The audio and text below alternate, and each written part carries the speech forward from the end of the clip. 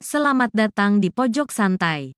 Sebelum Anda mendengarkan audiobook ini, kami menginformasikan bahwa channel ini adalah review audio dari buku yang ada di Indonesia. Untuk membaca keseluruhan buku ini kami menyarankan membeli buku aslinya di toko buku kesayangan Anda, baik offline maupun online. Keberadaan channel ini dimaksudkan untuk membantu Anda mendapatkan pengetahuan dari buku-buku kesayangan Anda.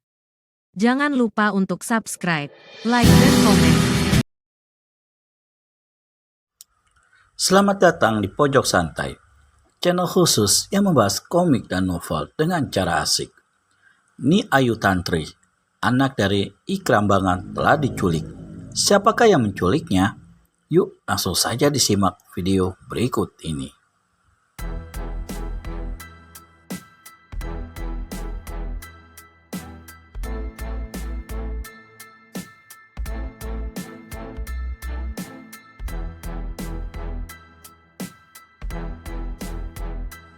Jika aku mendapat bukti-bukti dan kenyataan bahwa anakmu lah yang telah menculik anakku dan terjadi apa-apa dengan diri Ni Ayu Tantri, aku akan dia. Siapa saja yang berani menghalangi perbuatanku akan kusingkirkan dari muka bumi ini, termasuk kau dan Made Trisna. Habis berkata begitu, Ikram Bangan dan dua orang kawannya memutar tubuh dan segera meninggalkan gedung itu. Dalam hujan lebat di malam buta itu, 4 orang penunggang kuda meninggalkan rumah Ikram Bangan dengan cepat. Dalam waktu yang singkat, keempatnya telah meninggalkan kota Klungkung. Di satu persimpangan jalan, keempatnya berhenti. Laki-laki bertopeng kain hitam yang membawa sesosok tubuh perempuan di pangkuannya berkata pada 3 orang lainnya, "Kita berpisah di sini." "Baik, Cokoda Gede Jantra, hati-hatilah," sahut salah seorang dari mereka. Bersama 2 orang kawannya, laki-laki ini segera meninggalkan persimpangan itu, sedang yang seorang tadi menyentakkan tali kekang kudanya dan menempuh jalan sebelah kanan. 2 jam lamanya laki-laki ini memacu kudanya tanpa henti. Sewaktu fajar menyingsing, dia sampai di sebuah lereng bukit dan memperlambat lari kudanya.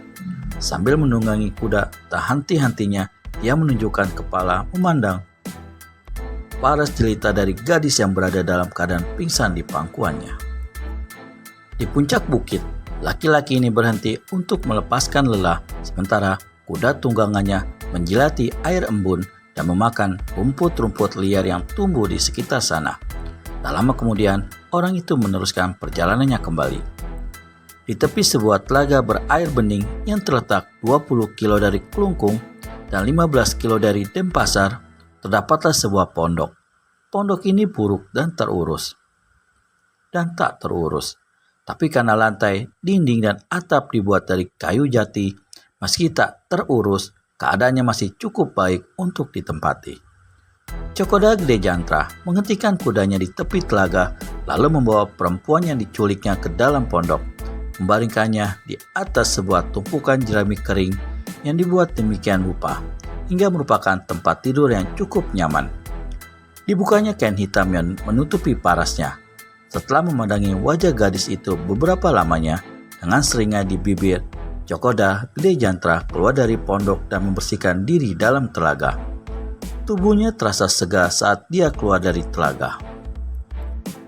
Ketika dia masuk ke dalam pondok, didapatinya gadis itu telah siuman dan duduk di tepi tempat tidur jerami, tengah memandang berkeliling dengan perasaan takut bercampur heran. "Kau sudah siuman, Tantri?"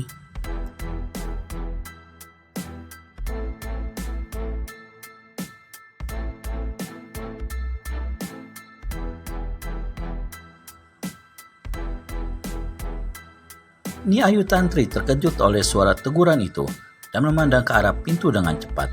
Dia tak kenal dengan pemuda berparas pucat yang berdiri di ambang pintu itu. Tapi bila dia ingat pada peristiwa malam tadi, yakinlah dia bahwa manusia ini pastilah salah seorang dari orang-orang jahat yang menculiknya. Cepat-cepat gadis ini berdiri. "Kelihatannya kau takut sekali padaku, Tantri," berkata Cokoda Gede Jantra. Yang mengherankan Ni Ayu Tantri ialah karena pemuda ini mengenal namanya. Melihat kepada pakaiannya yang bagus, kemungkinan dia seorang pemuda bangsawan.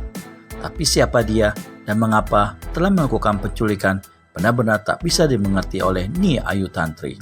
Sementara rasa takutnya semakin bertambah besar detik demi detik. "Siapa kau?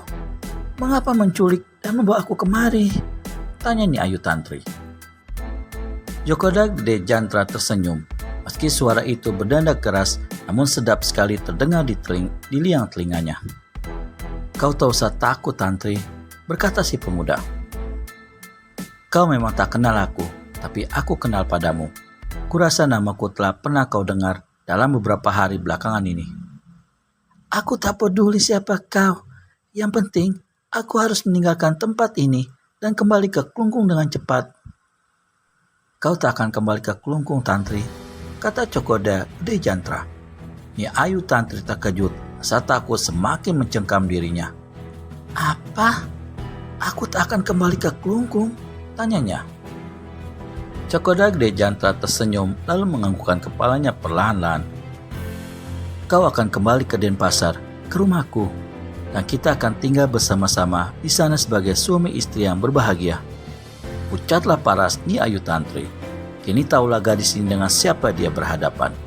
Tidak bisa tidak, pastilah pemuda bermuka pucat ini Djokoda Gede Jantra, anak bangsawan yang telah ditolak lamarannya 1 hari yang lewat. Dan ketika Tantri menyadari apa maksud penculikan yang dilakukan Djokoda Gede Jantra sesudah lamarannya ditolak itu, merindinglah bulu kuduk di Ayu Tantri. Gadis ini menjerit dan mencoba menerobos ke pintu. Djokoda Gede Jantra memegang lengan gadis itu dan menariknya ke tengah pondok. "Tak ada yang harus kau takutkan, Tantri," kata pemuda itu. "Seharusnya kau bergembira karena kita akan hidup bahagia." "Lepaskan aku!" teriak Tantri saya menyentakkan lengannya. Tapi cekalan Djokoda Gede Jantra terlalu keras dan erat untuk bisa dilepaskannya.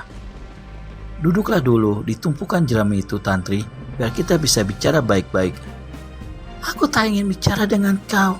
Perbuatan ini keji sekali. Terkutuk!" teriak Tantri. Djokoda Gede Jantra tertawa perlahan. "Perbuatanku ini keji dan terkutuk," ujarnya. Justru perbuatan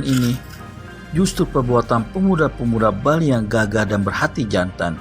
Justru hal ini dibenarkan oleh adat kebiasaan Pulau Dewata ini.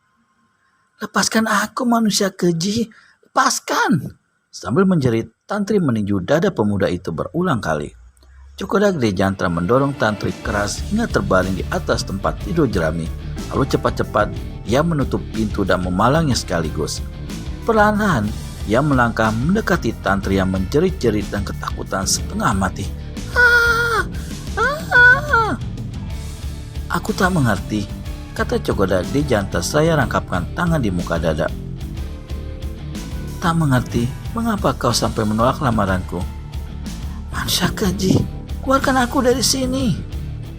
"Kudengar kau sudah mempunyai seorang kekasih, betul?" "Itu bukan urusanmu. Keluarkan aku dari sini. Keluarkan!" Tak ada gunanya berteriak-teriak terus-terusan. Suaramu yang bagus nanti bisa serak, Tantri.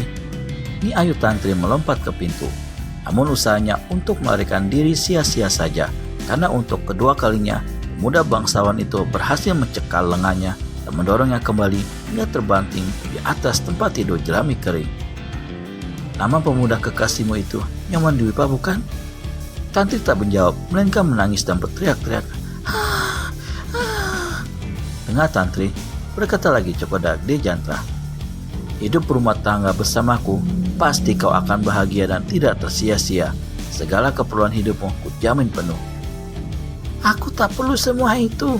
Tutup mulutmu, manusia keji. Keluarkan aku dari sini." Kadang-kadang cinta itu memang membuat seorang menjadi buta dan tolol, tak bisa lagi berpikiran sehat. Kau hendak sia-siakan hidup masa depanmu di tangan seorang pemuda desa yang tak punya apa-apa. Kau hendak sia-siakan kehidupan yang masih panjang ini hanya karena kasih sayang gilamu. "Diam!" derit Nyi Ayu Tantri. "Kekasihku memang tak punya apa-apa, Tapi itu adalah 1000 kali lebih baik daripada kekejian yang kau lakukan ini. Menculik gadis yang tidak sudi kawin dengan kau. Cis, kau adalah pemuda bangsawan yang paling rendah di atas dunia ini. Sesudah kau kubawa kemari, sudah kulakukan apa-apa atas dirimu. Apakah masih akan menolak nanti untuk kawin denganku? Tanya Cokodak Dejantara pula dengan selingan mengejek. Bagaimana nasibnya Ayu Tantri selanjutnya? Temukan jawabannya di video selanjutnya hanya di channel Pojok Santai. Segera subscribe dan tekan tombol lonceng untuk mendapat notifikasi video terbaru dari kami. Terima kasih dan sampai bertemu kembali.